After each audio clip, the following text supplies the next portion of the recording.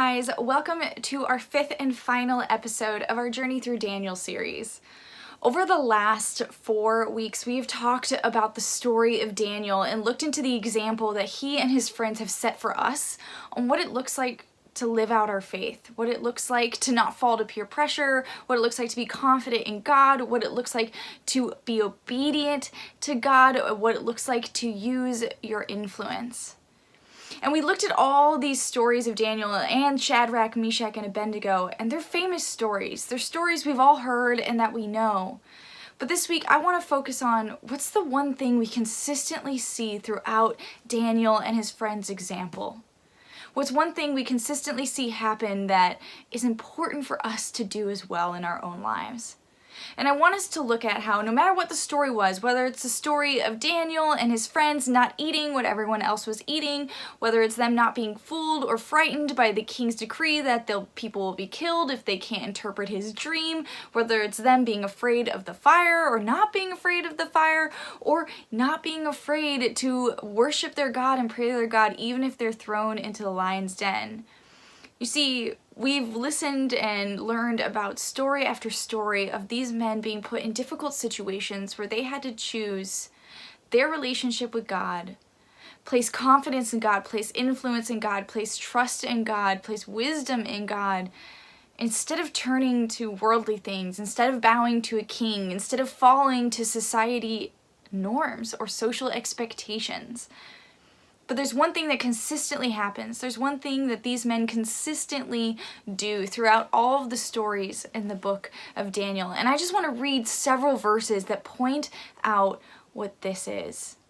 And so I want to look at first at Daniel 1 verses 19 through 20, and it says this. This is after Daniel and his friends have decided to not adhere to Nebuchadnezzar's cultures and customs, but instead stick to their cultures and customs and how God tells them to eat, and to prove that their way is better, that their way has more influence and can make them healthier and stronger instead of conforming to the world, instead of falling to pressure.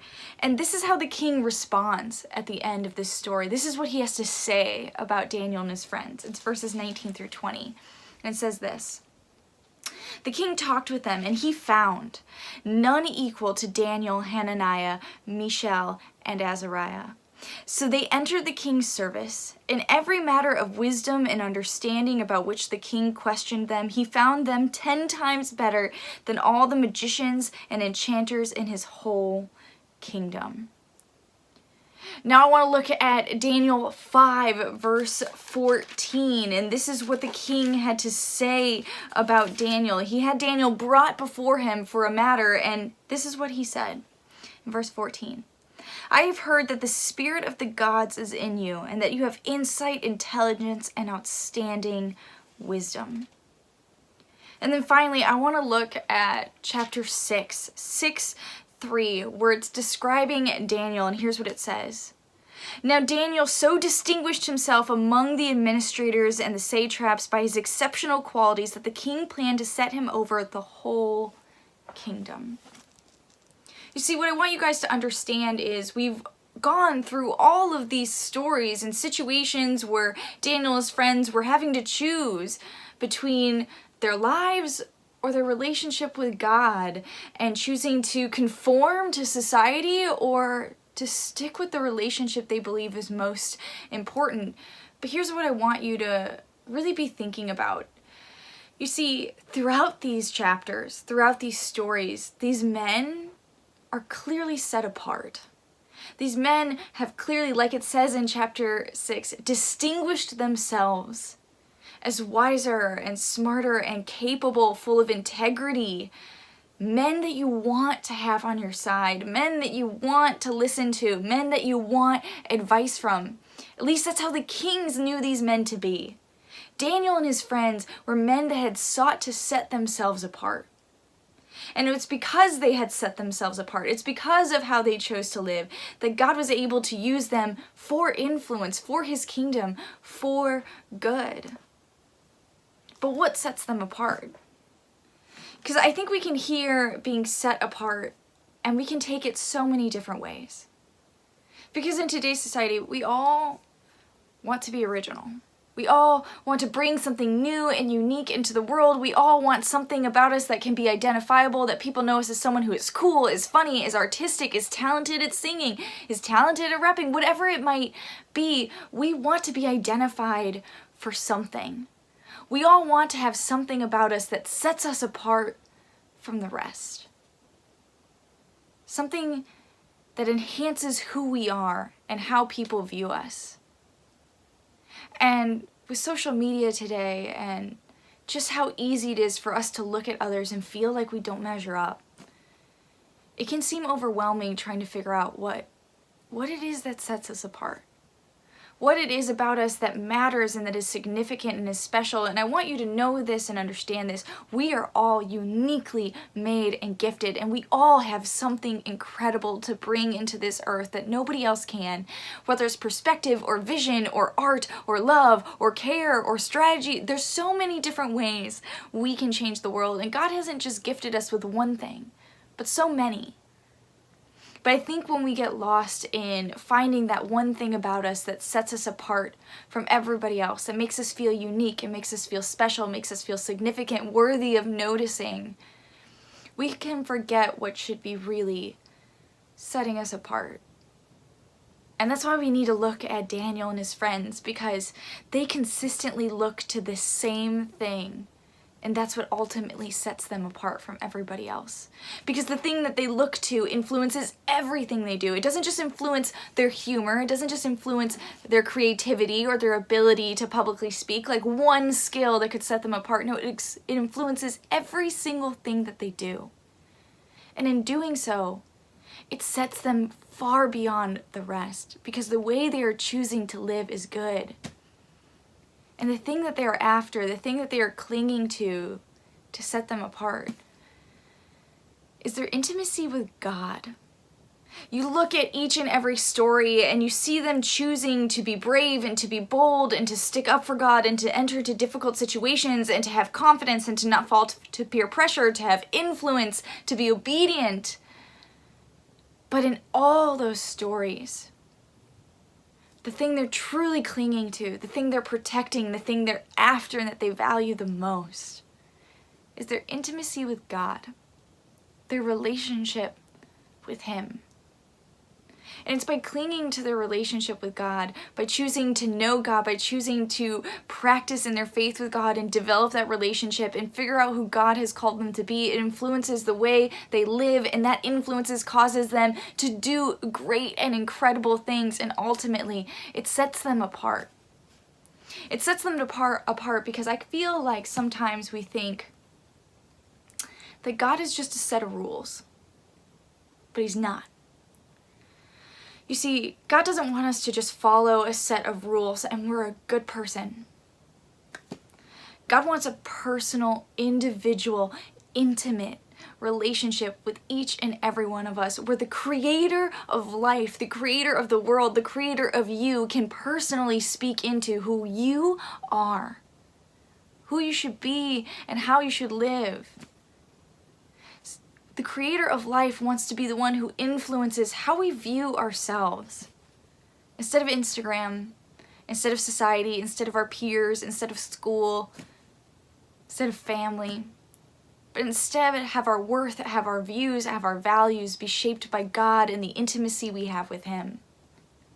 And that's what matters. And I think that can be hard. I think that can be hard because we can be scared to live out our faith.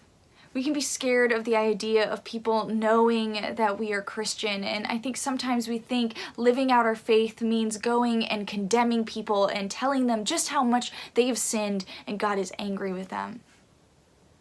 But I don't think that's what God's asking us to do. Because you see, God asks us to love. God asks us to create new disciples. God asks us to follow Him and care for Him and share the love that He has for us with others. And we can do that in everything we do. Living out your faith clinging to intimacy with God is not just an evangelical conversation. It's the way we view ourselves. It's the way we view others. It's the way we talk to others. It's the way we talk to ourselves. It's the way we do our work. It's the way we value work. It's the way we uplift others. It's the way we value others' work and others' worth. Everything we do. Everything. From the way we think and feel should be shaped by the intimacy we have with God. Because I think when we cling to that intimacy and when we start to shape the way we're supposed to view the world and view how we're supposed to live, but ultimately view ourselves, and we seek to do that with our intimate relationship with God, I found I have a lot more love to give. I have a lot more love and kindness and compassion to give for others and for society and for friends and for foes, but even for myself. When I cling more to the intimate relationship I have with God and who He has called me to be. And I've found I end up doing a lot more for God and having a lot more opportunities to share who He is and share His love when I really lean into that relationship He wants. When I really lean into personally knowing Him and seeking to know myself the way He created me to be. So here's what I want to challenge you guys today. What are you after that you think will set you apart? What are you chasing before you chase God? And those things don't have to be bad things. We can be chasing good things, but if we're putting them before God, then we're chasing things that we love and are passionate about without the most important thing, and that's our relationship with Him. So, what are you after? What are you chasing after before you chase after God? And what would it look like in your life if you sought to be set apart and not to be identified by just one skill or one talent you might have, but by the way you live and the way you love? What would that look like in your life? What would that look like in your family? What would that look like for people who have interacted with you and to know you? Not just be able to say, oh, that person's funny, but to be like, that is a person of love, of goodness, of grace, of conviction, of talent.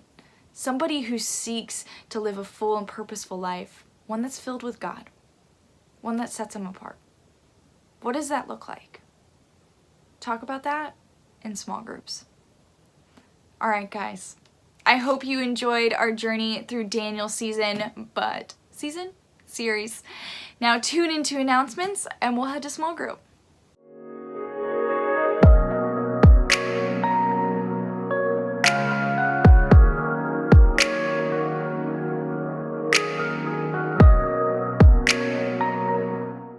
Well, hello everyone and welcome to Impact News. What? Woo-hoo. So we have several announcements for you guys, but first a little weather from Chip. Chip, what do you got down in Tennessee there? Well, Ronnie, as I look out the window, I can see it is sunny. It's beautiful. It's about 45 degrees going up to over 60 today.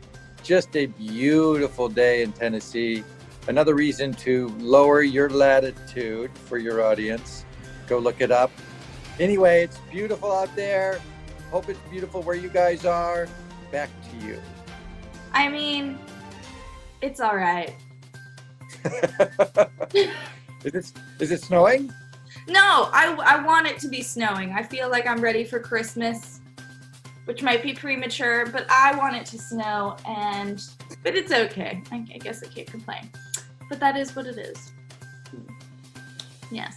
All right, guys, so we have two announcements for you. The first we want you to know is that there is no Bible study this week. It is Thanksgiving week. Take the week, or at least, the weekday. Enjoy the holidays with your family or however you can during COVID, and then we will see you the following week to kick off our Advent Bible study. And what that means is it's a Christmas Bible study where we're going to be going through some chapters in Luke and learning about the early years of Jesus's life, which I think will be very good as we prepare for the Christmas season and the birth of Jesus. What?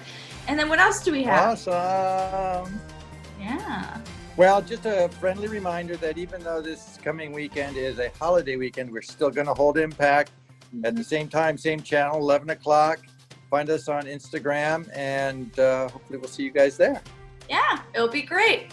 All right, guys, that's what we have for you today. This is Ronnie and Chip on Impact News. Signing off. Have a good one.